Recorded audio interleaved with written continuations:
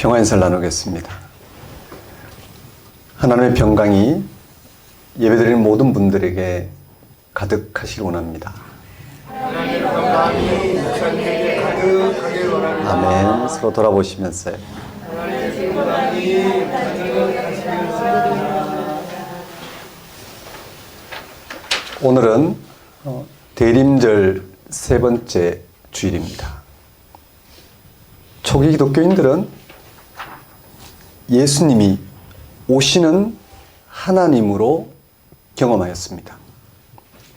예수님이 왜 오시는 하나님이실까? 예수님이 왜 세상을 완성할 하나님이실까? 예수님이 왜 하나님의 정의와 평화일까요? 우선 예수님은 공생애 중에 많은 장애인을 고치거나 병든 사람을 고친 것은 사실입니다. 심지어 죽은 사람을 살리셨다는 이야기도 나옵니다. 그러나 이런 현상 자체가 복음서의 핵심은 아닙니다.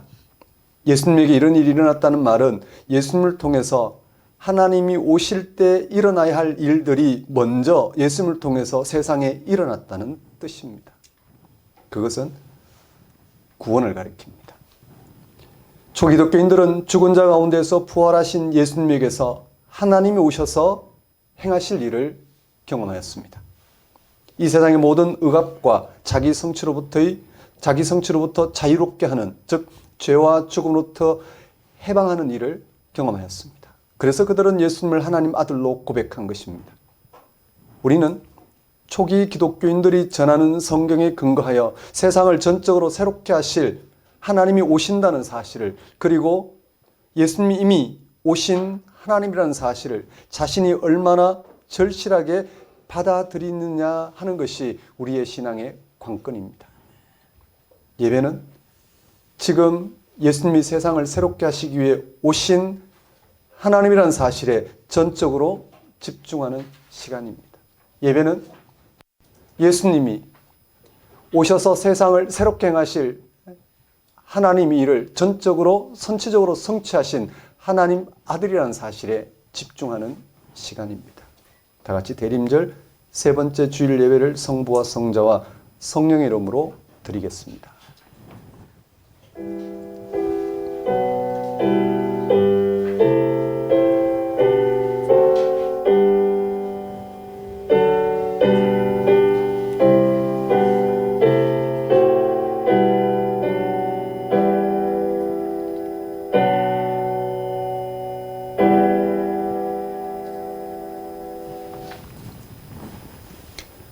주 여호와의 영이 내게 내리셨으니 이는 여호와께서 내게 기름을 부으사 가난한 자에게 아름다운 소식을 전하게 하려 하심이라.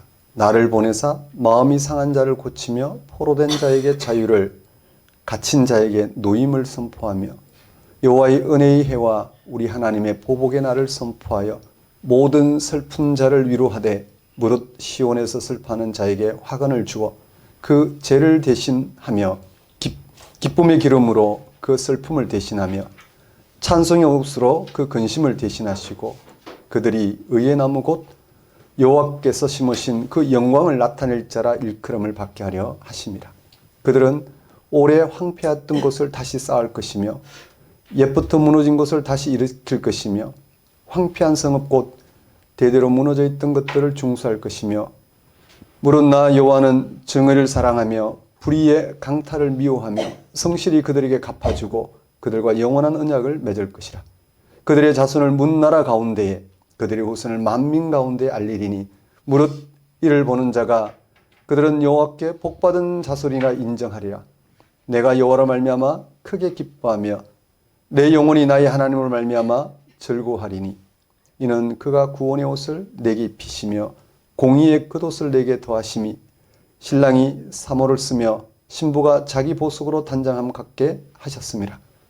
땅이 싹을 내며 동산이 거기 뿌린 것을 움돋게 함같이 주 여호와께서 공의와 찬송을 모든 나라 앞에 솟아나게 하시리라.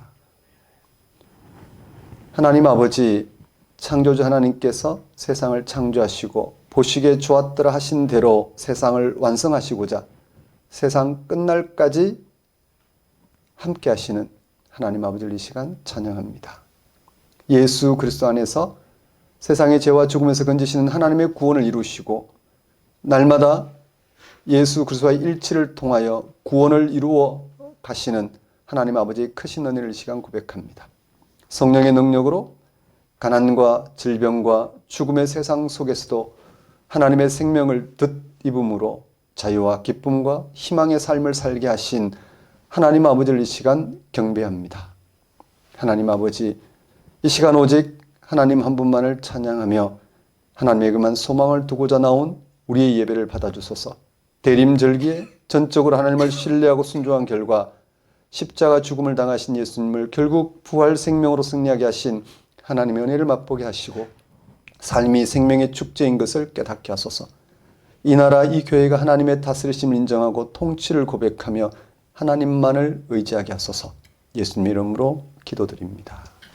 다 같이 경배의 찬송 8장 찬양 드리겠습니다.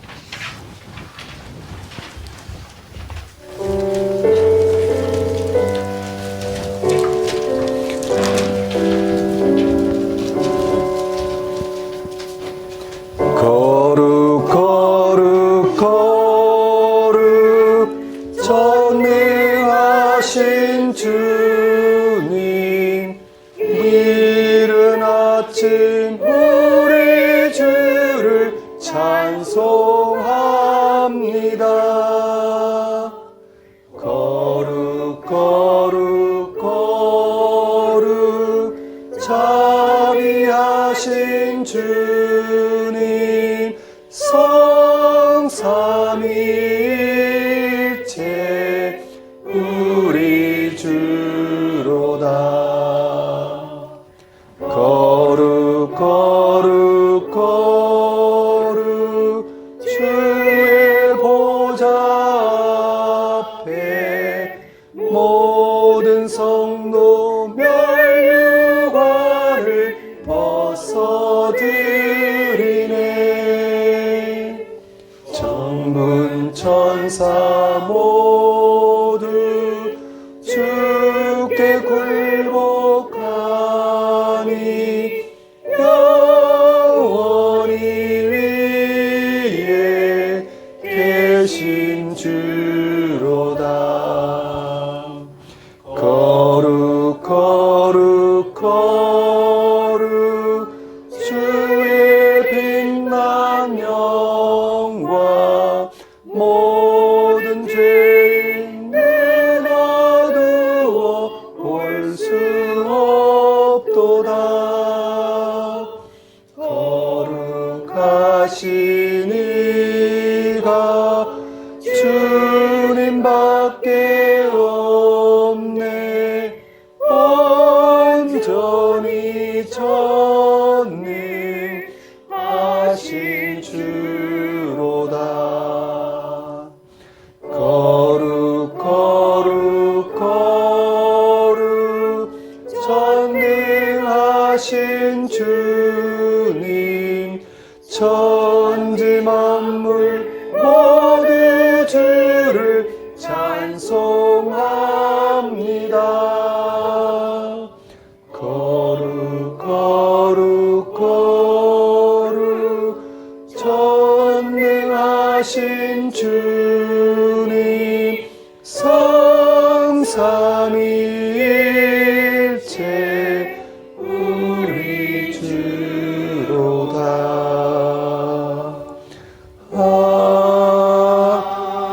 아멘. 다 같이 사도신경으로 신앙 고백하시겠습니다.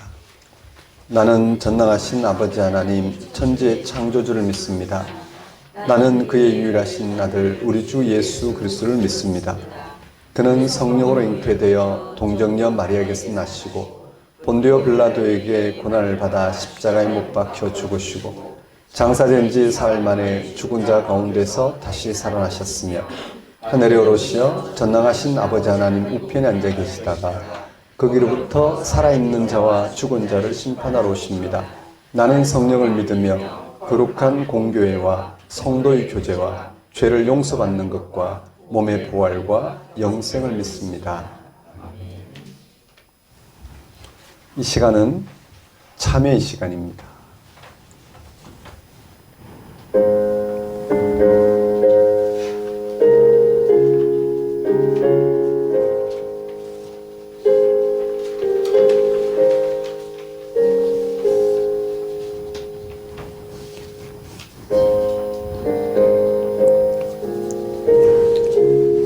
이사야 선지자는 복음을 다음과 같이 전합니다.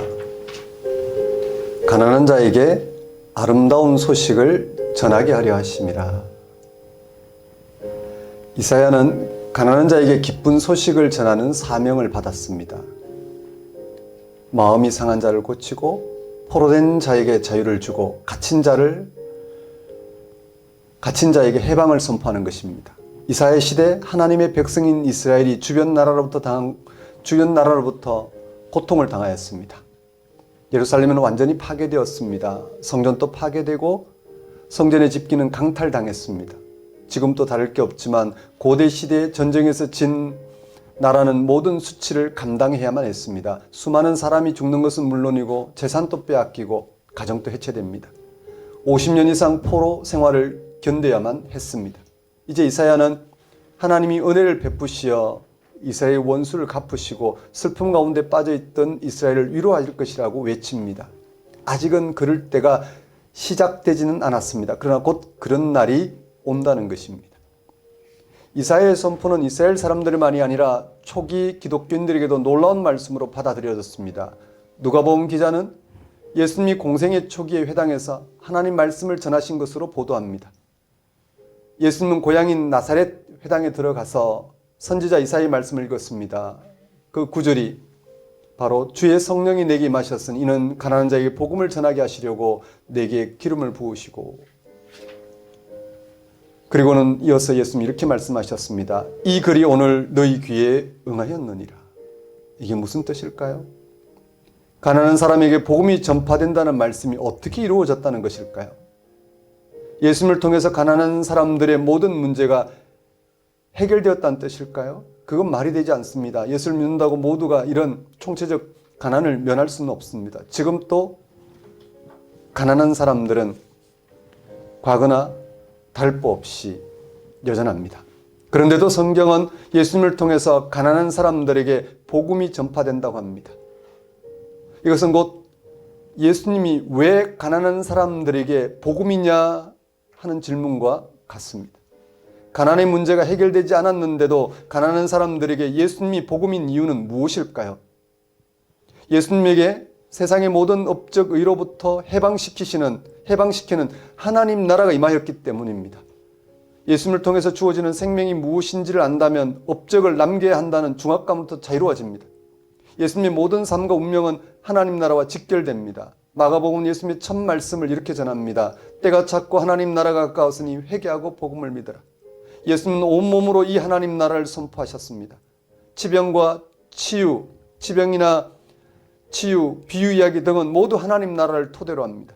하나님 나라의 영혼을 바친 예수님의 운명은 역설적이게도 십자가의 죽음이었습니다. 이 세상은 하나님 나라를 받아들이지 않는다는 뜻입니다. 하나님 나라는 하나님의 통치를 말합니다. 하나님의 통치는 하나님의 존재 방식입니다. 그것은 곧 사랑이며 창조입니다. 예수님은 모든 사람의 영적 관심을 하나님 나라로 집중시키셨습니다. 심지어 이렇게까지 말씀하셨습니다. 너희는 먼저 그의 나라와 의를 구하라. 그리하면 이 모든 것을 너희에게 더하시리라. 하나님 나라에 전념하는 사람에게는 가난, 포로, 눈몸, 눌림도 모두 해결된다는 선언이자 약속입니다. 이런 말씀이 이상하다고 생각되시는지요? 아무리 하나님을 잘 믿어도 실제로는 아무것도 해결되지 않는다고 말입니다. 또는 거꾸로 모든 문제가 실제로 다 해결되었다고 생각하시는지요? 하나님 나라와 그 통치는 실제적인 문제의 해결과는 차원이 다른 것입니다. 예를 들면 이렇습니다. 한밤중에 길을 가는 사람들이 있습니다.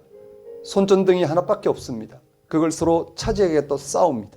좀 더 밝은 빛의 길을 가고자 그렇게 싸우는 중에 아침이 옵니다. 이런 상황이 대처하는 두 가지 방식이 있습니다. 손전등을 차지하기 위해 수단 방법 가리지 않고 싸우면서 살아가는 사람이 있고 아침이 올 때를 기다리는 사람이 있습니다. 하나님 나라를 향해서 회심하라는 말씀은 아침이 온다는 사실에 영혼의 방향을 맞추라는 말씀입니다. 이제 문제는 하나님 나라를, 그의 통치를, 그의 능력을 일상에서 경험하기가 쉽지 않다는 데 있습니다. 우리의 삶을 지배하는 것은 가난, 포로, 억눌림, 차별, 열등 등등이 문제입니다. 그것을 해결하려고 애를 쓸 수밖에 없습니다. 당연합니다. 그러나 밤이 어두운 것처럼 그런 문제는 아무리 노력해도 완전히 해결되지 않는다는 것만은 분명합니다. 운 좋게 손전등 하나를 얻었다고 해도 세상은 캄캄합니다. 아무리 삶의 조건이 좋아져도 우리가 얼마나 자유롭지 못한지는 여러분이 다 잘 아실 것입니다. 근본적인 방향 전환이 없으면 구원은 불가능합니다. 그 방향 전환을 성경은 회심이라고 합니다. 거기서 신앙이 발생합니다. 예수 믿기만 하나님 나라가 복음인 것을, 예수 믿기만 하나님 나라가, 다른 그 무엇도 아닌 예수 믿기만 하나님 자체가 복음인 것을 받아들이는 회심만이 이 모든 문제로부터 벗어날 수 있습니다. 사랑하는 성도 여러분, 한 주간의 삶을 돌아보십시오. 도대체 여러분은 뭘 해결하기 위해서 살아오셨는지, 인류 역사는 한 번도 자기가 처한 이 죽음의 운명과 죽음을 너네라야 될 세상살이에서 벗어난 적이 없습니다. 한 번도 이 육신이 처한 이 문제를 해결한 적이 없습니다. 정치도 해결하지 못했고 경제도 해결하지 못했습니다. 자기의 소유나 능력이나 성취로도 해결하지 못했습니다. 하나님은 예수 안에서 그걸 해결하셨습니다. 예수님이 우리의 복음입니다. 그 안에서 우리는 죽어도 다시 사는, 살아서도 영원한 생명을 덧입는 이 은혜를 맛보게 되었습니다. 이 시간 다시 한번 예수님이 왜 복음 그 자체이신지를 헤아리고 거기에 붙들려 거기로부터 오는 하나님의 능력을 덧입음으로 세상 살부터 자유롭고 하나님의 능력이 주어진 이 한 가지가 얼마나 풍성한지, 정말 죽어도 좋을 만큼 우리의 삶을 얼마나 새롭게 하는지 고백하며 살아갈 수 있도록 회개와 간구를 드리도록 하십시다.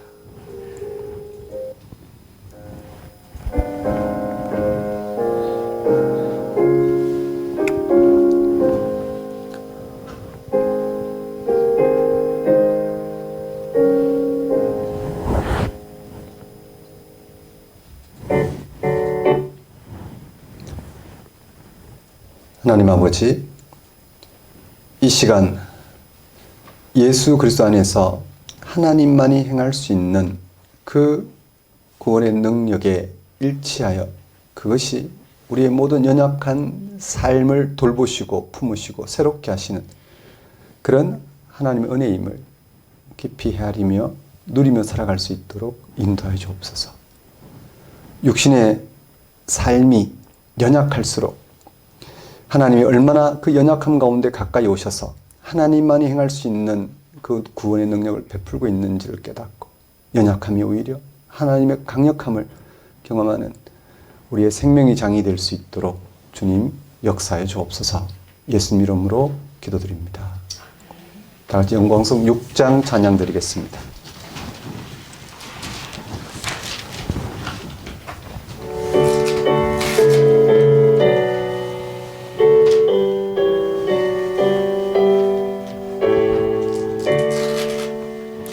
목소리 높여서 주 찬양하여라.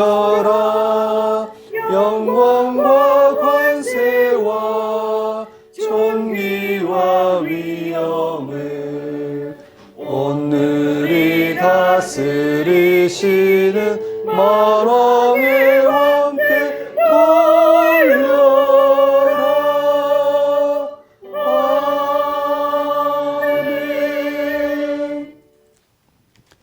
이 시간은 봉헌 시간입니다. 봉헌 찬송 68장 찬양 드리면서 준비한 예물 하나님께 봉헌하도록 하겠습니다.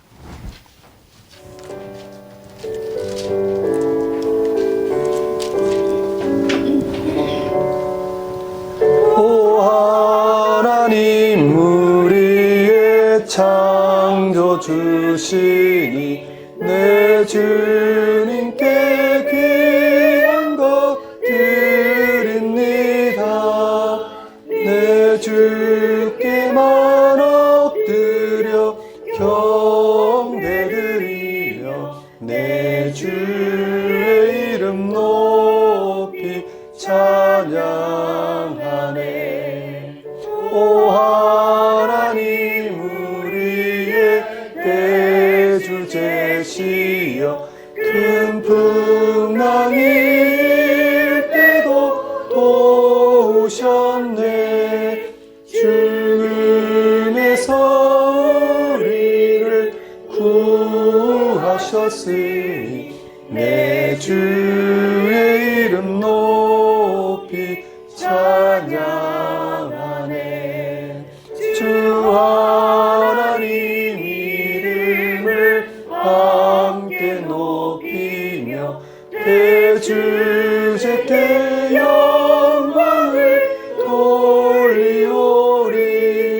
그 능력이 우리를 지켜주시니 주 하나님을 높이 찬양하네.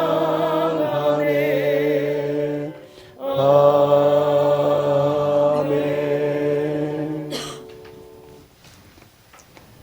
세상을 창조하시고 다스리시며 우리를 선택하시고 구원을 선물로 주신 하나님, 주께서는 사람을 만드시고 온전한 생명인 주의 영광을 위해 살게 하셨으나 사람은 오히려 생명 아닌 세상의 영광을 추구하였습니다. 죄와 죽음의 길을 갈 수밖에 없는 우리를 위해서 독생자 예수님을 세상에 보내셔서 하나님의 영광을 얻게 하시고 우리로 하여금 하나님의 영광에 참여하게 하셨습니다. 예수님이 아니었다면 우리가 어디서 하나님의 영광, 하나님의 현존하심으로 세상을 죄와 죽음에서 건지시는 그 영광을 경험할 수 있겠습니까? 나사렛 목수의 아들 예수님만이 우리의 생명이며 구원이심을 믿고 지금 간절한 심정으로 예수님 다시 오시기를 기다립니다. 속히 오셔서 갈등과 경쟁과 다툼과 시기와 질투와 아픔과 고통의 삶을 멈추게 하시고 주님의 영광의 빛 가운데서 오직 서로 생명을 나누고 누리며 확인하고 고백하며 모두 주님 안에서 그 영원한 생명을 나눈 한 형제 자매로 살게 하소서. 우리에게 예수님의 재림을 기다리는 소망을 주시어 그 무한대에 굴복하여 탄식하는 이 세상을 향해 영광의 소망을 알리는데 우리의 현재와 미래를 모두 바치게 하시고 우리의 일상이 모든 생명이 완성되는 하나님이 다시 오시는 때, 즉 종말을 바람으로 참된 삶을 살게 하신, 죽으면 내려놓을 수밖에 없는 육신의 삶이 갖고 있는 어둠과 절망에 붙들리지 않고 오직 종말로부터 새롭게 할 하나님의 생명에 붙들려 그걸 고백하며 나누며 거기로부터 이루어지는 삶의 능력을 맛보게 하신 우리가 어찌 하나님께 감사와 찬양을 드리지 않을 수 있겠습니까? 이러한 하나님의 다스림 가운데 살아가게 하신 하나님의 은혜를 이 시간 고백합니다. 우리의 모든 필요를 채우신 하나님께 감사 영광을 돌리는 것은 우리의 마땅히 행할 바이며 또한 지극한 기쁨을 알고 하나님 앞에 들고 나온 저희 예물과 헌신을 받아주소서. 저희로 생명의 주인 앞에 그 신비 앞에 그 약속과 미래 앞에 다만 일치하는 삶을 살게 하소서. 예수님 이름으로 기도드립니다. 네, 교회 소식을 전하는 시간입니다. 작은 교회 여러분 안녕하십니까? 현재 우리는 작은 교회로 살아가고 있습니다. 작은 교회는 다름이 아니라 우리 한 사람 한 사람이 교회라는 사실을 고백합니다. 우리가 교회 되기 위해서는 예수님이 일어났고 사도들이 뿌리를 두고 우리에게 전해준 그 복음 사건입니다. 복음을 들음으로 하나님의 말씀을 들음으로 하나님이 우리 가운데 어떻게 함께 하신지를 알아보고 우리와 함께 하신 하나님께 일치해서 이제 하나님을 하나님으로 발견하고 또 고백하며 경험하며 살아가고자 할 때 우리는 교회가 됩니다. 교회는 다른 것을 이루어지지 않습니다. 복음을 듣고 하나님의 말씀을 만날 때 가능합니다. 하나님은 하나님을 알 수 없는 세상에 예수님을 통해서 하나님을 계시하셨습니다. 구약의 이 역사의 변혁을 통해서 이 역사 안에 일어나는 흥망성쇠를 통해서 하나님을 바라보게 하신 것도 아니고 지금의 세상을 전적으로 새롭게 할 그런 죽은 자의 부활을 통해서 하나님을 궁극적으로 알아보게 하셨습니다. 이제 예수 안에서 발견된 하나님을 통해 우리는 우리의 삶을 날마다 새롭게 할 수 있는, 날마다 새롭게 하고 그 하나님께 더 붙들릴 수 있는 길이 열렸습니다. 성경이 그 사실을 전하고 있고 우리는 거기에 일치해서 살아가고자 하는 신앙인들입니다. 그런 우리를 작은 교회라고 부릅니다. 여러분에게 성경이 전하는 하나님 말씀, 하나님 말씀이 아니고는 도대체 알 수 없는 그 하나님을 여러분이 성경을 통해서 알아보고 일치해서 기도하고 또 분투하시고 또 고백하시고 또 감격하시고 또 절망도 하시고 의심도 하시고 또 확신도 하시고 그러면서 하나님과 연루되어가는 옛사람은 벗어버리고 하나님과 함께하는 새 사람을 덧입어가는 그런 신앙 여정이 되었으면 좋겠습니다. 작은 교회 예배 안내입니다. 일부 주일 예배는 지금 드리고 있는 작은 교회 예배 오전 9시입니다. 2부 주일 예배는 작은 교회와 함께하는 다음 세대 예배 주일 오전 11시 예배입니다. 그리고 1부, 2부 사이에 작은 교회와 함께하는 다음 세대 신앙 탐구 과정이 있습니다. 하나님을 소통하기 위해서 우리가 알아본 하나님을 함께 알아보는 과정이 바로 소통입니다. 신앙 탐구입니다. 핵심은 소통입니다. 언어도 소통을 해야지 됩니다. 그냥 언어 자체가 목적이 아니라 언어는 소통을 위해서 있습니다. 우리의 신앙은 하나님을 서로 알아보고 그 하나님을 서로 말하며 하나님 안에서의 삶을 서로 나누는 여정입니다. 그런 과정을 보내고 있습니다. 자, 그리고 12월 예배 안내입니다. 약간의 변동사항이 있습니다. 오늘은 12월 셋째 주로서 노원구 건영백화점 5층에서 지금 드리고 있습니다. 오늘 신앙 탐구는 6차 과정이 있고요. 그리고 다음 주 예배입니다. 네 번째 주죠. 올해가 가기 전에 우리 서쪽, 북쪽, 서쪽, 동쪽, 남쪽, 북쪽, 동서남북 작은 교회에서 예배드리기로 약속을 했는데 동쪽까지는 갔다 왔습니다. 가평 갔다 왔는데 서쪽에 김포를 못 가서 저희들이 한번 이야기한 부분이라 올해가 가기 전에 가기로 했습니다. 그래서 12월 24일로 정한 부분은 거리가 멀어서 못 오실 분들은 가정에서 드리시고 이브를 가족과 함께 크리스마스 이브를 잘 보내시고 성탄절을 잘 맞이하셨으면 해서 그렇게 24일로 정했습니다. 김포의 박간의 손칼국수입니다. 박간의 손칼국수. 박신혜가 칼국수를 잘 하는 것 같습니다. 그래서 내비게이션 팀앱에 쳐보면 박간혜가 많이 나옵니다. 전국으로 흩어져 있습니다. 아마 다 체인점은 아닐 것 같은데 그 중에 가장 맛있는, 가장 원조인 박간혜 손칼국수 김포에서 우리가 예배를 드립니다. 가실 수 있는 분들은 함께 가셨으면 좋겠고 살짝 기뜸을 내주시면 잘 배려하도록 하겠습니다. 그리고 다음 주는 서초구 TMD 교육그룹 지하 1층에서 예배를 드립니다. 아니, 그 다음 주는요. 마지막 주. 그 다음 그 공지죠. 다음 주일 12월 24일은 김포 박간의 손칼국수에서 예배드립니다. 그리고 성탄절 신년 예배는 별도로 드리지 않고 주일 예배로 대신합니다. 24일 대림절 마지막 주일이자 다음 성탄절 예배로 드리도록 하겠습니다. 그리고 12월 31일도 마찬가지입니다. 주일에 집중하고자 하는 것입니다. 주일 예배를 드리면서 신년 예배까지 함께 드리도록 하겠습니다. 그리고 작은 교회 유튜브 채널이 변경이 됩니다. 제목을 이렇게 바꿨습니다. 작은 교회 부제로 온전한 세상을 향하여 라고 채널명을 정했고 그걸 그 유튜브 검색창에 치시면 뜰 겁니다. 그걸 클릭해서 그걸로 구독, 알림 눌러주시면 되겠습니다. 성경 공부하시는 분들은 단톡에 제가 다 공지를 다시 하겠습니다. 또 그렇지 않은 분들, 여러분 소개로 또 이 예배를 드리고 또 말씀을 듣는 분들에게는 여러분이 알아서 소개를 해주시면 좋겠습니다.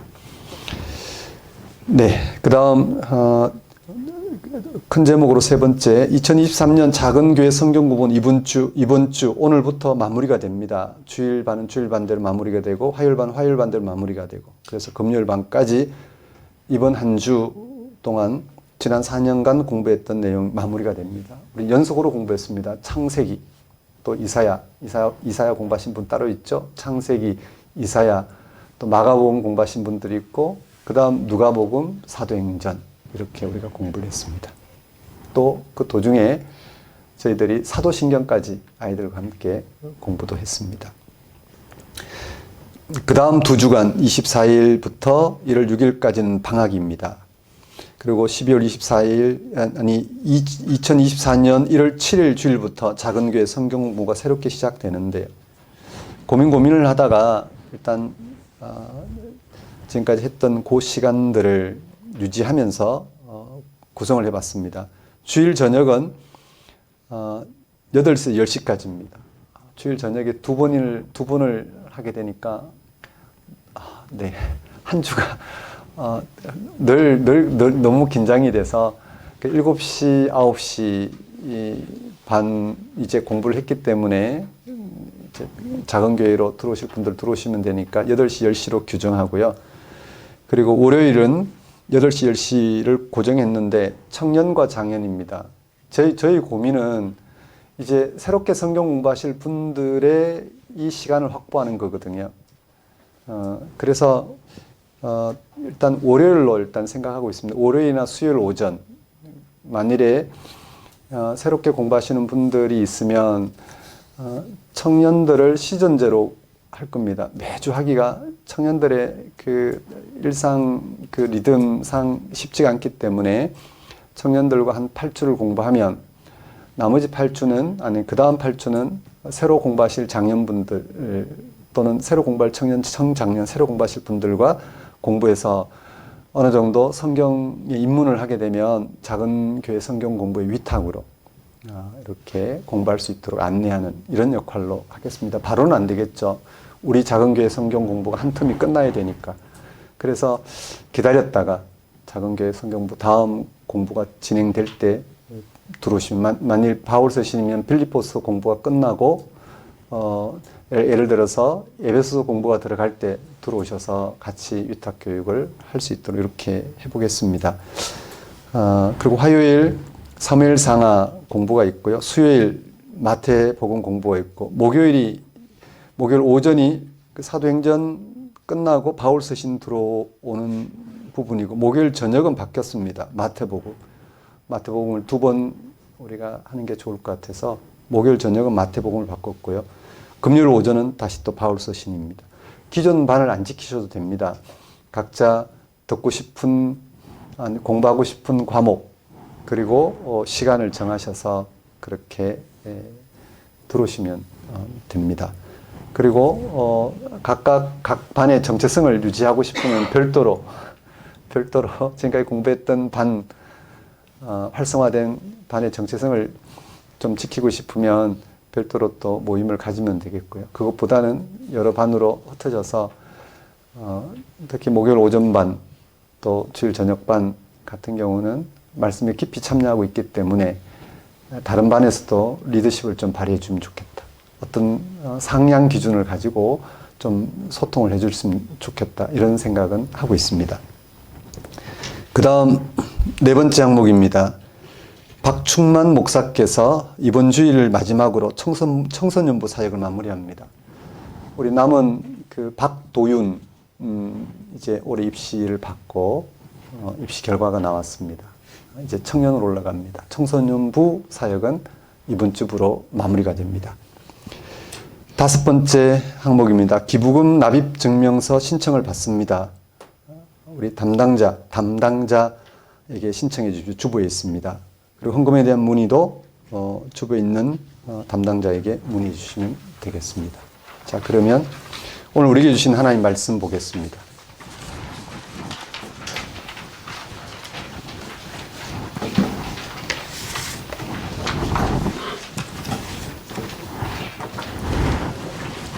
오늘 우리에게 주신 하나님의 말씀은 데살로니가 전서 5장 16절에서 24절까지 말씀입니다. 데살로니가전서 5장 16절에서 24절까지 말씀입니다. 제가 받들어 봉독하겠습니다. 항상 기뻐하라. 쉬지 말고 기도하라. 범사에 감사하라. 이것이 그리스도 예수 안에서 너희를 향하신 하나님의 뜻이니라. 성령을 소멸하지 말며 예언을 멸시하지 말고 범사에 헤아려 좋은 것을 취하고 악은 어떤 모양이라도 버리라. 평강의 하나님이 친히 너희를 온전히 거룩하게 하시고 또 너희의 온 영과 혼과 몸이 우리 주 예수 그리스도께서 강림하실 때에 흠없게 보존되기를 원하노라. 너희를 부르시는 이는 미쁘시니 그가 또한 이루시리라. 하나님 아버지, 이 시간 선포되는 말씀을 통하여 우리의 마음을 여셔서 예수 안에서 우리를 만나주시는 그 하나님을 만남으로 하나님의 영에 온전히 사로잡혀 세상을 하나님의 구원의 능력으로, 생명의 능력으로 경험하며 살아갈 수 있도록 역사해 주옵소서. 예수님 이름으로 기도드립니다. 오늘 설교 본문은 데살로니가전서 5장 16절에서 24절까지 말씀이고, 제목은 거룩하고 흠없는 삶을 향하여입니다. 초기 기독교의 역사는 한마디로 고난의 역사라 할 수 있습니다. 신약 성경 27권은 모두 고난 중에 있는 초기 기독교를 향하여 기록되었다 해도 과언이 아닙니다. 그 고난은 복음 때문에 발생하는 것입니다. 데살로니가 지역에 복음을 전한 바울도 고난을 받았습니다. 그 복음을 받아들인 데살로니가 교회도 고난을 받았습니다. 데살로니가 전서 2장 2절에서 바울은 자신이 복음을 전하면서 고난받은 상황을 다음과 같이 전합니다. 너희가 아는 바와 같이 우리가 먼저 빌립보에서 고난과 능욕을 당하였으나 우리 하나님을 힘입어 많은 싸움 중에 하나님의 복음을 너희에게 전하였노라.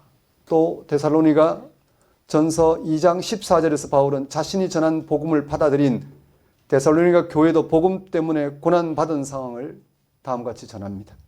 형제들아, 너희가 그리스도 예수 안에서 유대에 있는 하나님의 교회들을 본받은 자 되었으니 그들이 유대인들에게 고난을 받은 것 같이 너희도 너희 동족에게서 동일한 고난을 받았느니라. 복음은 왜 고난을 동반할까요? 복음에 무슨 문제가 있는 것일까요? 복음이 왜 고난을 동반하는가 하면 복음의 속성 때문입니다. 복음은 모든 인류를 죽음에서 건지는 하나님의 생명 사건입니다. 복음을 받아들인 사람은 그것을 자신의 생명으로 경험할 뿐만 아니라 모든 인류의 생명으로 경험합니다. 한마디로 복음을 절대적인 구원 사건으로 경험한다는 것입니다. 그래서 복음을 받아들인 사람은 다른 사람에게 복음으로 대하고 복음으로 전하지 않을 수 없습니다. 이런 방식으로 복음은 이를 받아들인 사람을 통하여 다른 사람에게 매우 인격적인 방식으로 전달됩니다. 그런데 문제는 복음이 아닌 다른 것을 자기의 생명으로 삼고 살아가는 사람들이 쉽게 복음을 받아들이려고 하지 않는다는 것입니다. 가령 율법을 절대적으로 여기고 살아간 유대인들은 복음을 원수로 여긴다는 것입니다. 복음을 원수로 여기는 것은 복음이 그들의 생명처럼 복음이 그들의 생명처럼 여기는 율법을 해친다고 생각하기 때문입니다. 그들이 중요하게 여기는 것을 상대화시킨다고 생각하기 때문입니다.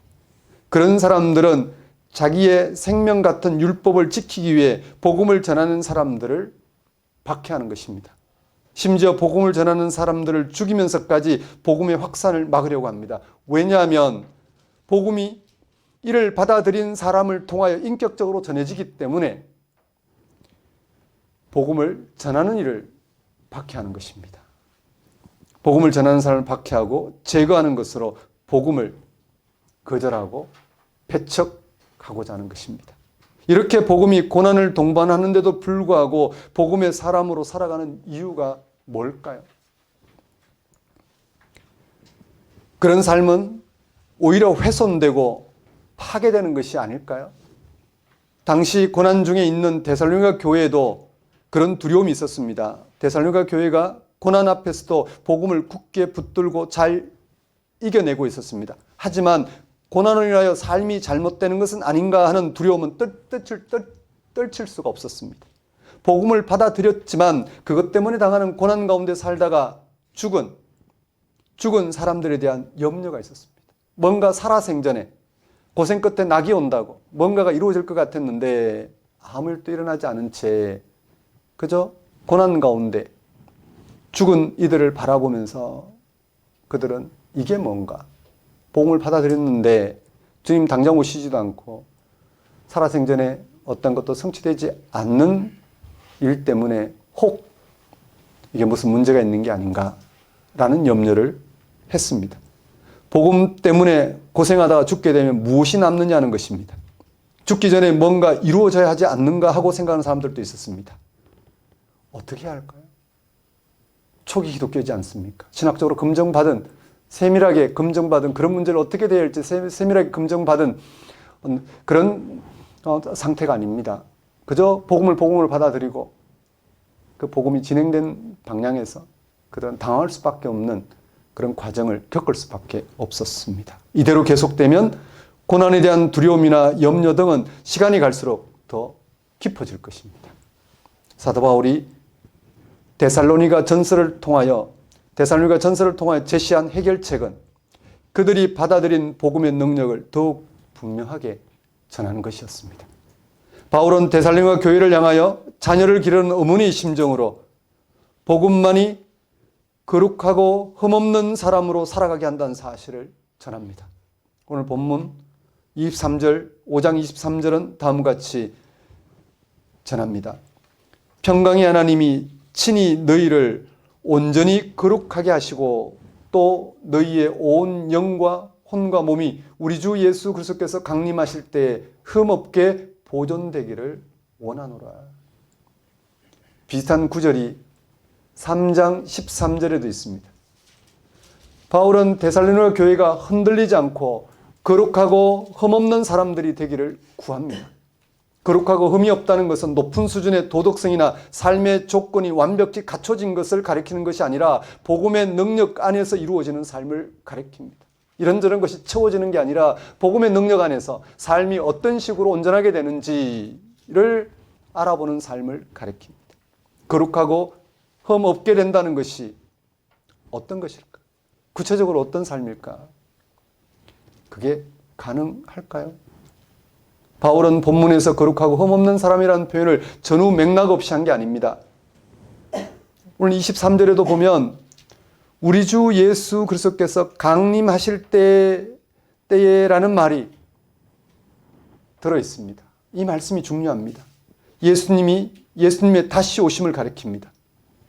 바울 신학의 중심이 여기 있습니다. 바울의 복음의 핵심이 여기 있습니다. 데살로니가 전서 각 장의 마지막에 예수님의 다시 오심에 대한 내용이 후렴처럼 기록되어 있습니다. 후렴처럼.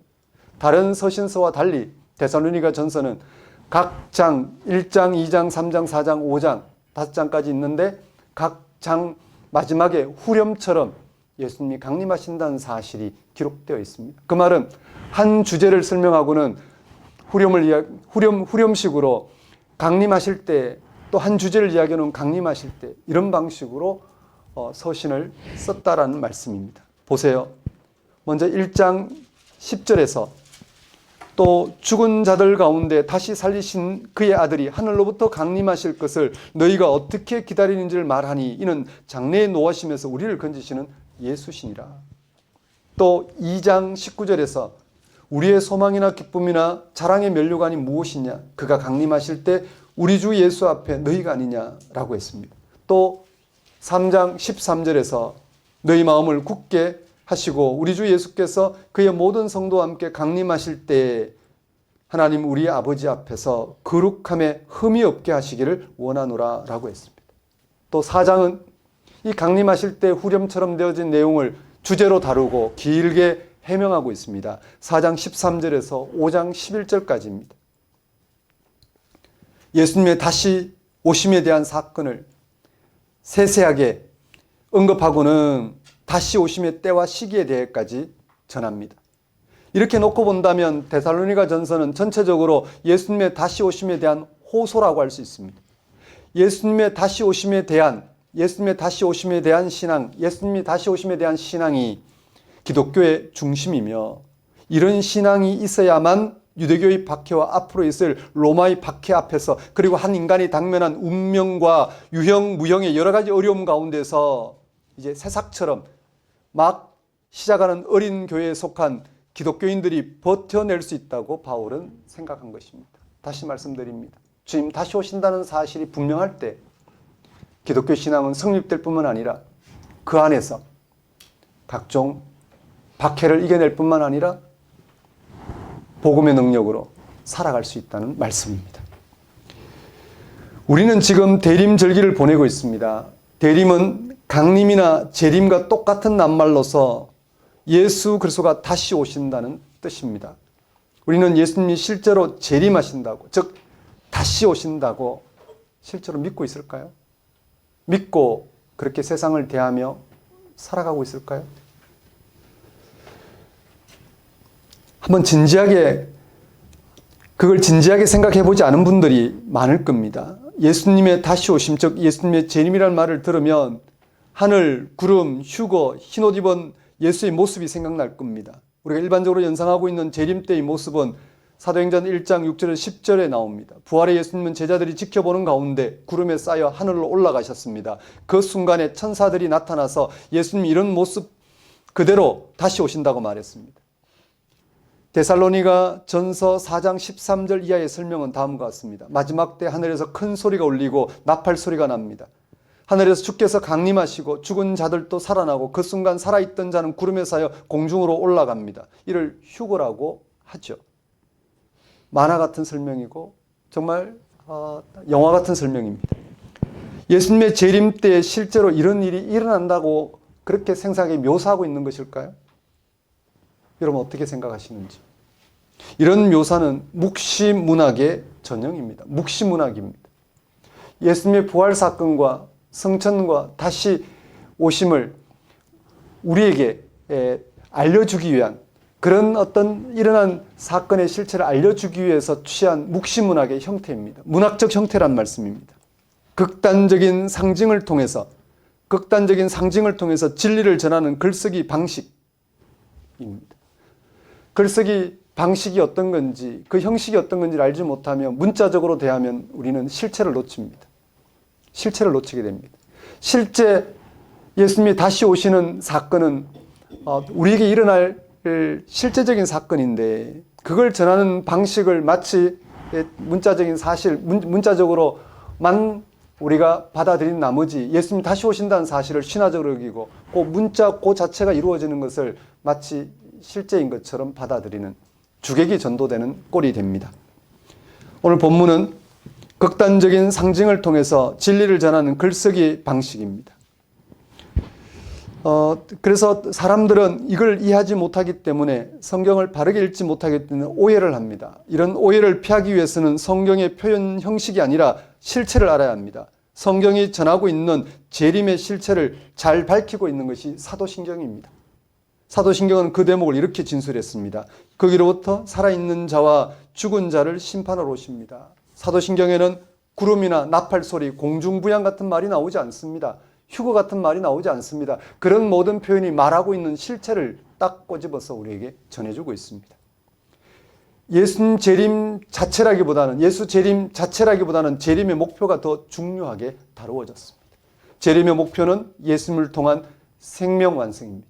구원의 완성입니다. 따라서 예수님의 재림이 무엇인지를 정확하게 이해하려면 예수님을 통한 생명 완성이 무엇인지, 그리고 그것이 왜 절대적인 것인지를 알아야 합니다. 그것을 알면 예수님의 재림은 자연스럽게 받아들여집니다.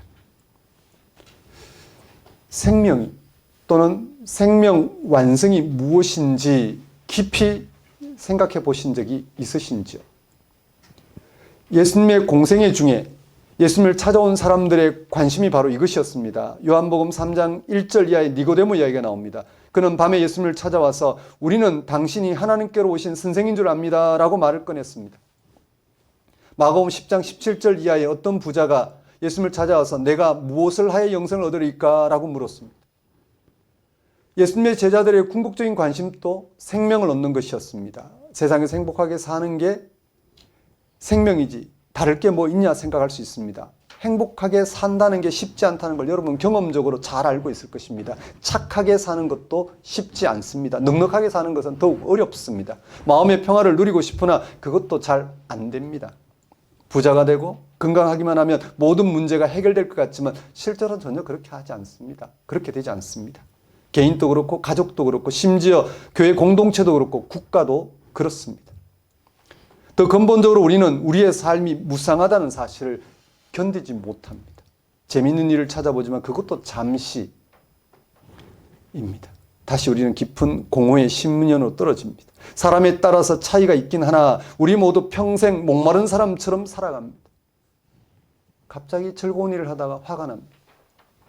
돈 버는 재미에 빠졌다가도 갑자기 삶이 지루하고 또 다른 욕심이 듭니다. 먹고 살 만큼 재산이 있는데도 계속해서 재산을 축적하는 이유가 그리고 다른 이들에게 인정받으려고 하는 인정받을 안간힘을 쓰는 이유가 바로 여기 있습니다. 실력이 있으면 실력인 대로 살면 됩니다. 근데 그걸로 만족하지 못합니다. 뭔가를 이루고 인정받기를 원하는 방식으로 사람들에게 자기를 나타냅니다. 생명 완성이 왜 예수님의 재림과 연결될까? 이 세상을 개혁하고 이웃을 위해 박애주의 정신으로 살아가는 것으로 충분하지 않냐는 반론입니다.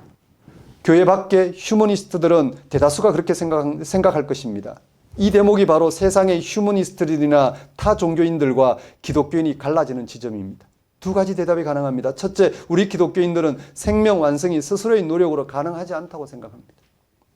우리가 할 수 있는 일은 기껏해야 문의를 바꾸는 것입니다. 겉으로 볼 때 그럴듯한 모양이지 운명의 변화는 가능하지 않습니다.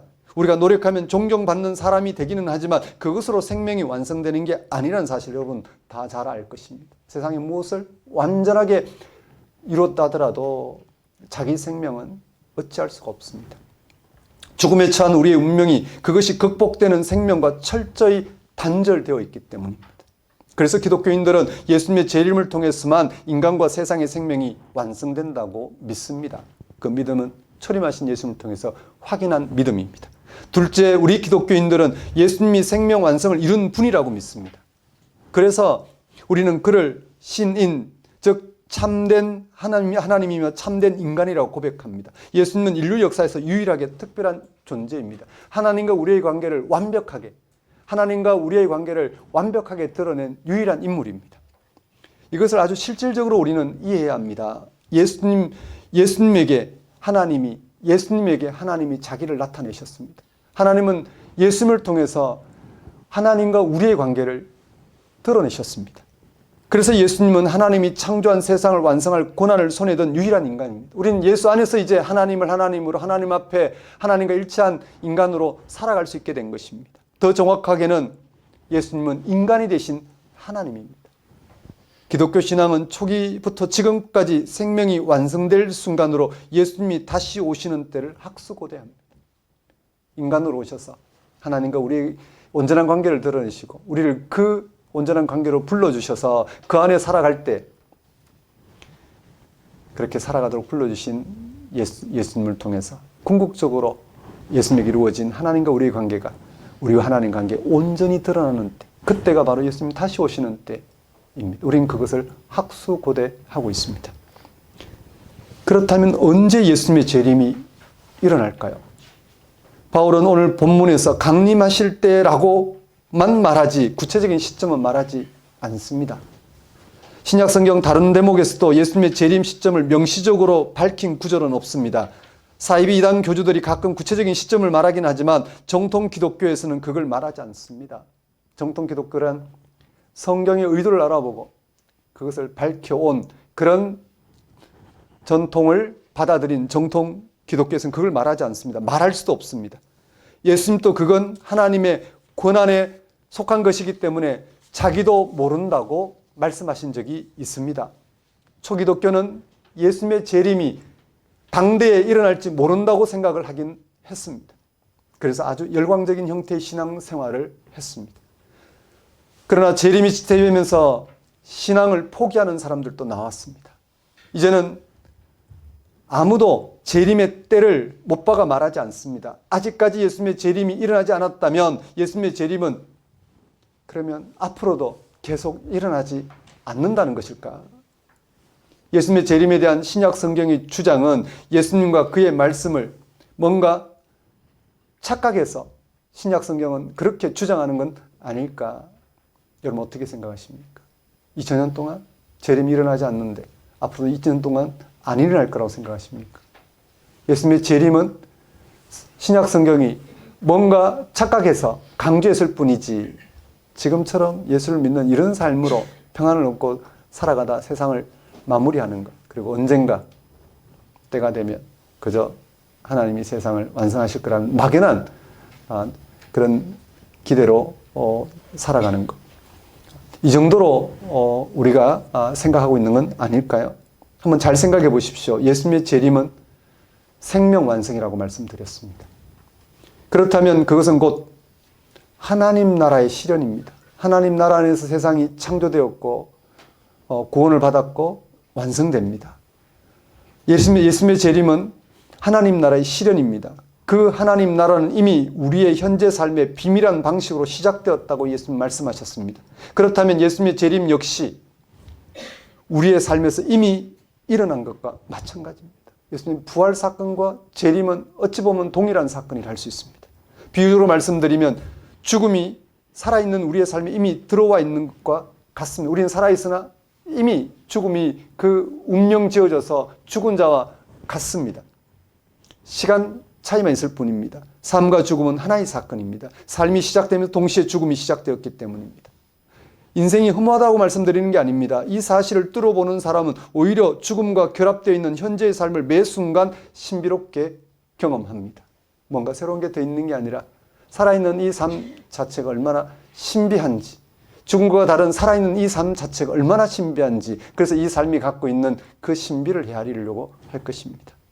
이럴 때야말로 사람은 실제로 인간답게 실존하는 것입니다. 마찬가지로 예수님의 재림이 비밀한 방식으로, 더 구체적으로는 예수님의 죽음과 부활에 대한 믿음을 통해서 이미 우리의 삶 안에서 일어났다는 사실을 아는 기독교인들은 현재의 삶을 매 순간 신비롭게 새롭게 경험합니다. 하나님과의 관계 속에서 지금 살아있는 이 삶의 참된 의미와 가치와 목표를 그는 헤아립니다.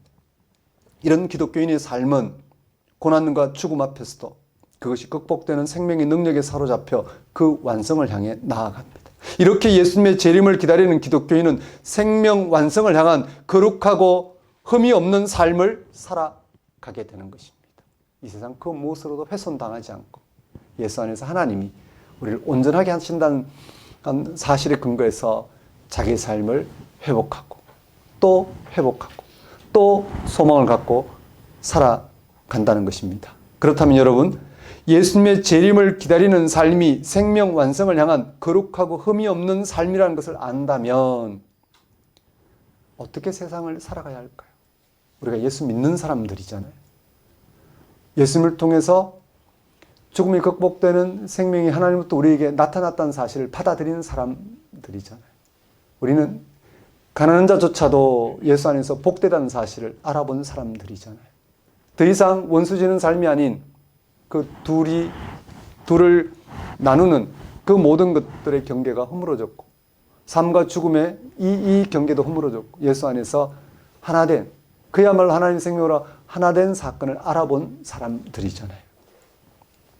그렇다면 우리는 어떻게 세상을 살아가야 할까? 생명 완성의 순간인 예수님의 재림을 기다리는 사람들이 어떻게 세상을 대하며 살아야 할까요? 그것이 거룩하고 흠없는 삶을 완성하는 길이라는 것을 확인한 이상 어떤 방식으로 세상을 대하며 살아가야 할까? 사도 바울은 본문에서 7가지 항목으로 예수님의 재림을 기다리는 사람의 삶의 방식이 어떤 건지 7가지 항목으로 제시하고 있습니다. 이 7가지 항목에 우리가 일치하지 못하는 우리의 삶은 아직도 예수의 재림을 우리는 충분히 알아보지 못하고 예수님의 재림을 통한 생명 완성 사건을 알아보지 못하고 그걸 기다리고 있지 못하기 때문에 우리는 그런 삶의 방식을 취하지 못하고 있다고 생각할 수 있습니다. 자, 먼저 본문 5장 16절에서 18절 말씀을 보십시오. 16절 18절에서 바울은 세 가지 삶의 방식을 소개합니다. 항상 기뻐하라. 쉬지 말고 기도하라. 범사에 감사하라. 많이 듣던 말씀이죠. 앞에서 언급했듯이 데살로니가 교회는 복음 때문에 피할 수 없는 고난을 겪고 있었습니다. 그런데도 바울은 이러한 삶을 소개합니다. 이게 가능할까요? 우리는 이런 권면을 따라 항상 기뻐하려고 노력하지만 잘 안 된다는 것을 우리는 압니다. 우리는 잠시 기뻐할 수는 있지만 항상 기뻐할 수는 없습니다. 잠시 기도할 수는 있지만 쉬지 말고 기도할 수는 없습니다. 좋은 일이 벌어질 때는 감사할 수 있지만 범사에 감사할 수는 없습니다. 아니, 내게 나쁜 일이 벌어졌는데 그걸 어떻게 감사할 수 있을까? 체념이 아니라면 우리는 그것을 감사할 수가 없습니다. 왜냐하면 감사할 만한 거리를 우리는 확인하지 못하기 때문입니다. 이게 기독교인의 고민입니다. 실제로는 우리 기독교인들이 세상 사람과 똑같이 일상의 문제로도 일희일비하고 있는데 복음 때문에 겪게 되는 고난 앞에 과연 바울이 제시하는 삶의 태도로 살아갈 수 있을까요? 어떠신가요? 바울이 데살로니가 교회에게 불가능할 것 같은 삶의 방식을 제시하는 이유는 무엇일까요? 항상 기뻐하라는 말씀은 예수님의 재림은 항상 기뻐할 수 있는 사건이라는 것이 전제되어 있습니다. 재림을 기다리는 것은 항상 기뻐할 수 있는 삶을 준비하는 것입니다. 예수님의 재림을 다시 한번 생각해 보십시오. 그것은 생명을 완성하는 사건입니다. 그것은 조건에 따라 기뻐하는 세상의 삶과는 질적으로 다릅니다. 어떤 삶의 조건에도 불구하고 기뻐할 수 있는 생명 완성 사건입니다. 이 세상은 늘 상대적입니다. 어떤 조건이 따라다닙니다. 행복한 조건에 휘둘립니다.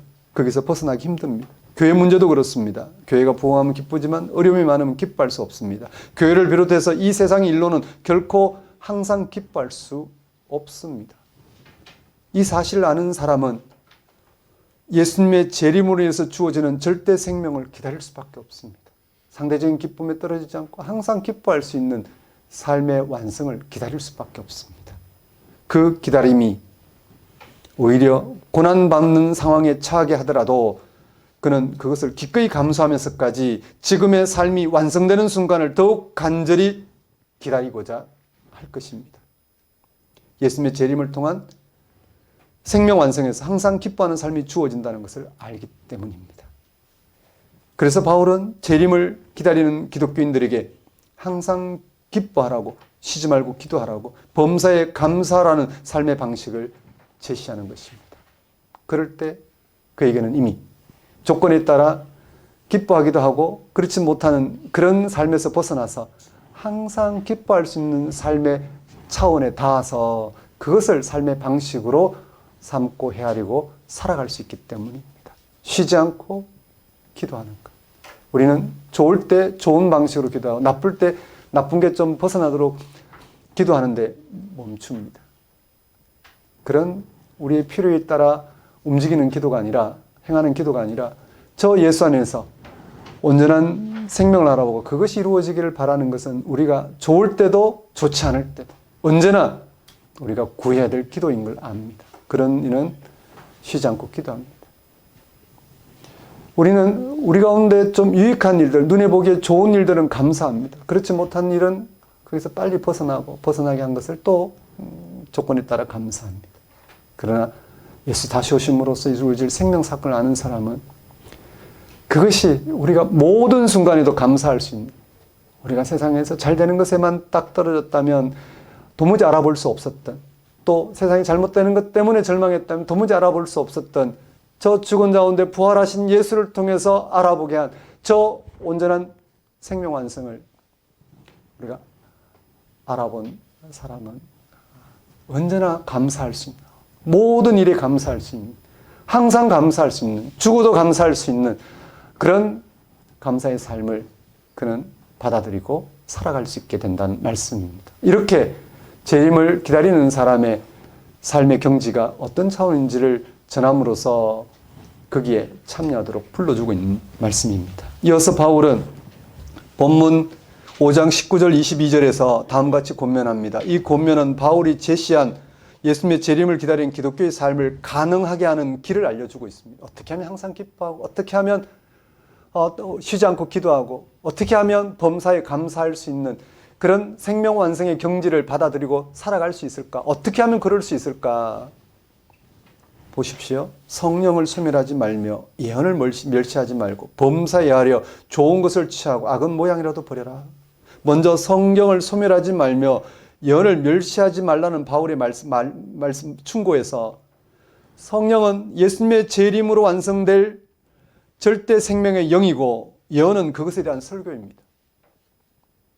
그러니까 예수님이 다시 오셔서 완성할 생명 사건에 일치해서 그것을 우리의 생명으로 받아들이고자 하는 데에서 성령은 그것을 우리의 생명의 능력으로 나타낼 것입니다. 그래서 항상 기뻐한다는 차원이 뭔지, 쉬지 않고 기도해야 될 차원이 뭔지, 범사에 감사해야 될 차원이 무엇인지를 확인하게 합니다. 그러려면 그렇게 일치를 주님 오셔서 우리 가운데 이루실 그 생명 사건을 알아보도록 하는 설교가 필요합니다. 그게 예언입니다. 성경이 말하고 있는 예수 안에 일어난 생명 사건이 무엇인지를 해명하고 그리고 알아듣도록 설명하고 그리고 그것을 선포함으로써 거기에 일치하게 하는 이런 예언이 필요합니다.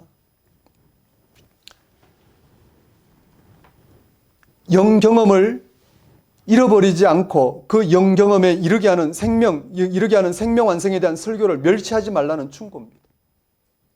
이런 설교가 지겨우신가요? 성경 공부할 때 죄와 죽음에서 해방이라는 이 말이 지겨우신지요? 죽음이 거꾸로 된 생명은 고사하고 지금 여기서 좀 어떻게 살아가야 될지 좀 그런 이야기를 해달라는 말로 반박하고 싶으신지요? 그렇지 않습니다. 우리는 우리의 생명되는 사건을 늘 들어야 합니다. 늘 듣고 그것을 받아들이고 일치함으로써 영경험이 분명해져야 합니다.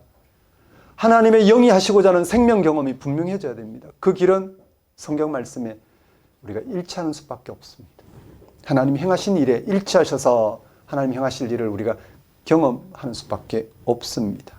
그럴 때만 우리는 범사에 헤아려 좋은 것은 취하고 범사에 헤아려 좋은 것이 뭘까요? 생명에 일치함으로써 항상 기뻐하고 쉬지 말고 기도하고 범사에 감사할 수 있는 생명 완성의 경지에 일치하는 것 외에 그렇지 않은 다른 방식으로 삶을 유혹하는 그 모든 걸 떨치는 겁니다. 범사에 헤아려 좋은 것은 취하고 악은 모양이라도 버릴 수 있어야 한다고 합니다. 설교를 하면 부활하신 예수를 통해서 드러난 생명 사건이 주님 오심으로써 완성된다는 사실에 일치해서 그것이 우리의 생명으로 경험하는 영경험을 함으로써 그렇지 않은 이런저런 우리 상대적이고 유한한 그런 신앙과 삶의 방식 버려야 됩니다. 그리고 정말 그 사건이 일치하는 거기에 우리가 설 수 있어야 됩니다. 그것을 바로 범사에 하여 좋은 것은 취하고 악은 모양이라도 버려라 라는 말씀으로 전해지고 있습니다. 교회 안에서 신앙의 이름으로 행해지는 것이라 해서 다 옳은 것은 아닙니다. 예수님의 재림을 통해 완성될 절대 생명에 근거하여 좋은 것은 무엇이고 악한 것이 무엇인지를 분별해야 됩니다. 우리가 좋다고 해서 좋은 게 아닙니다. 듣기 싫다고 해서 듣기 싫은 게 아닙니다. 우리의 생명 사건을 분명하게 하는 그 설교를 통해서 그렇지 않은 부분으로부터 그런 부분으로 돌이킬 수 있어야 합니다. 그게 쉽지가 않습니다. 율법에 익숙한 사람은 복음으로 돌이키기가 어렵습니다. 복음이 무엇인지를 알아보는 만큼 그는 율법이 가져다주는 상대적인 차원에서 벗어날 수 있어야 됩니다. 아무리 좋은 것이라도 복음을 붙들고 복음이 제시하는 생명 사건을 받아들이는 것. 그럴 때만이 우리는 우리의 영경험이 분명하고 그럴 때만이 우리는 항상 기뻐할 수 있고 쉬지 않고 기도하고 범사에 감사할 수 있는 그 생명 완성에 대한 삶의 방식을 우리는 분명하게 취하게 된다는 말씀입니다. 성령과 악령에 대한 분별력이 있어야 합니다. 상대적인 것과 절대적인 것, 육적인 것과 영적인 것, 생명 파괴에 이르는 것과 생명 완성에 이르게 하는 것에 대한 분별력입니다. 생명이 완성될 예수님의 재림 때를 학수고대하는 기독교는 이런 분별력으로 세상을 새롭게 경험합니다. 사랑하는 성도 여러분, 바울은 예수님의 재림을 간절히 기다리는 데살로니가 교회를 위하여 23절과 같이 기도합니다. 평강의 하나님이 친히 너희를 온전히 거룩하게 하시고 또 예수 그리스도께서 강림하실 때 흠없게 보존되기를 원하노라. 예수님의 재림을 기다리는 삶이 하나님이 지키고 보호하시는 거룩하고 흠없는 삶인 것에 근거한 기도입니다. 다르게 말하면 이러한 삶은 하나님이 원하는 삶이고 도우시는 삶이라는 것입니다.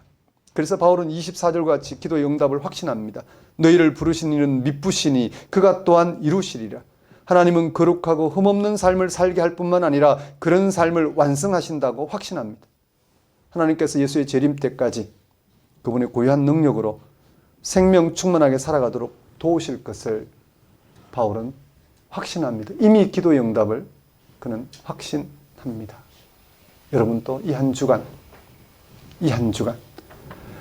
성경이 전하는 하나님의 말씀에 근거해서 예수님이 다시 오심으로써 완성될 생명 완성을 초림하신 예수님을 통해서 더욱 분명히 알아보고 거기에 참여하시는, 거기에 참여하는 삶은 항상 기뻐할 수 있고 쉬지 않고 기도할 수 있고 범사에 감사할 수 있는 삶의 경지라는 것, 우리 어떤 형편에도 불구하고 그럴 수 있는 삶의 능력이 된다는 사실을 붙드시고 실험하심으로써 하나님이 그런 삶을 이루어 가신 여러분 한 주가 되었으면 좋겠습니다.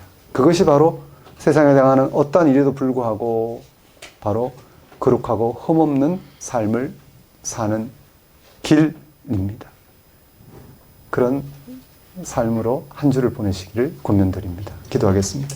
하나님 아버지, 이 시간 선포된 말씀을 통하여 하나님이 예수 안에서 우리를 거룩하고 흠없이 부르셨사오니 하나님의 생명 완성을 향해 오늘 우리의 삶을 근거하고 살아가는 이 삶으로 하나님이 함께 하셔서 정말 거룩하고 흠없는 삶을 사는 이 삶의 묘미를 맛보고 살아갈 수 있도록 인도하여 주옵소서. 예수님 이름으로 기도드립니다. 다 같이 일어나셔서 결단의 찬송 421장 찬양 드리겠습니다.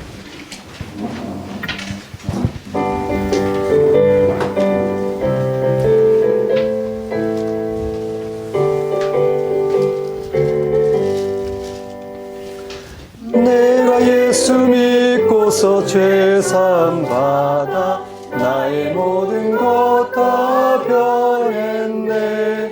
지금 내가 가는 길 천국길이요 주의 피로 내 죄를 씻겼네. 나의 모든 것 변하고 그 피로 구속받았네. 하나님은 나의 구원 되시오니 내게 정죄함 없겠네. 주님 밝은 빛 되사 어둠에 치니 나의 모든 것 다 변했네. 지금 내가 주 앞에 온전케 됨은 주의 공로를 의지함일세. 나의 모든 것 변하고 그 피로 구속받았네. 하나님은 나의 구원 되시오니 내게 정죄함 없겠네. 내게 성령 임하고 그 크신 사랑 나의 맘에 가득 채우며 모든 공포 내게서 물리치시니 내 맘 항상 주 안에 있겠네.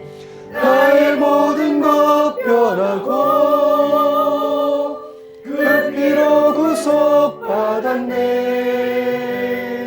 하나님은 나의 구원 되시오니 내게 관계함 없겠네. 기도하겠습니다.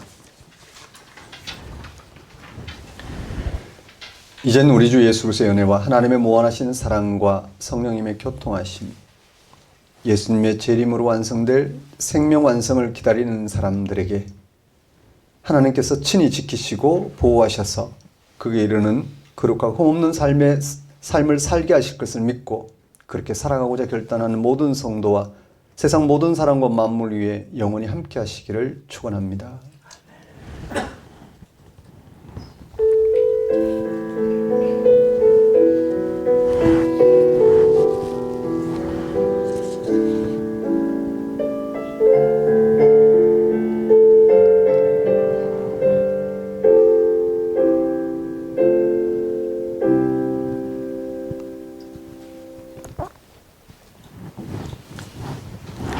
예배를 마치겠습니다.